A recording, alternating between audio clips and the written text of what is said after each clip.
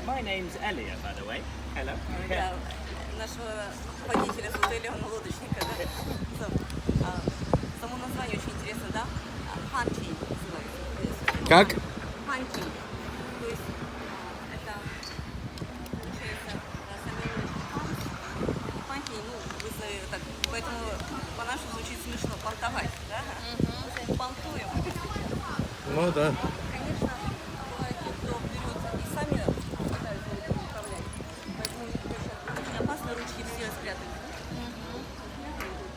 Те, кто любит экспериментировать. Руки сильно не суть туда, за борт.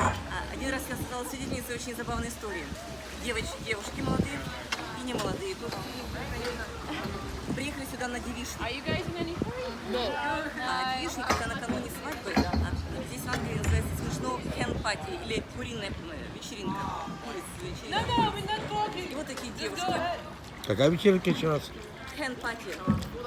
Это курятник. Курятник? Вечеринка куриц.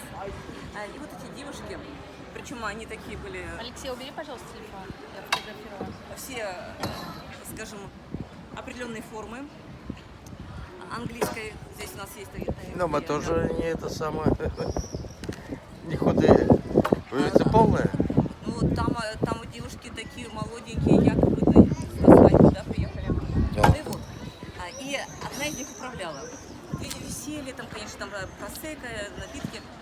И какая-то самая веселая решила там чуть-чуть встать и плюнуть туда в воду за борт. Она по голову...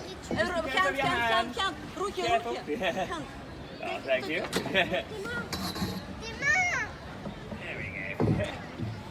Поэтому говорят руки, потому что борт аборт. Она полностью с головой погрузилась в эту воду. Потом ее еле-еле вытаскивали. Все нормально с ней? Да, ну, наверное, если потом ее не видно. Что еле-еле я? Ну, ее вытащили, конечно, что вот вечеринка закончилась. То есть не глубоко. Но сейчас, если проезжать уже мимо территории колледжа, девушка с той стороны. А с правой стороны этот колледж называется Модлин или Святой Магдалины. Колледж основан был в 16 веке. И этот колледж – это последний колледж в Кембридже, который смешался. Что это означает? На самом деле сейчас, конечно, многие преподаватели в Кембридже говорят: ой, ничего себе, такими виноваты. В 19 веке мы там лично. Здесь собирались ученые советы, которые обсуждали, считать ли женщину человеком или просто женщины не имели права здесь получать никакое образование. Лекции некоторые смогли посещать в конце 19 века. В 1924 году первая женщина получила диплом. Ценялись, да, женщине давали. Для юношей, для девушек они были отдельно.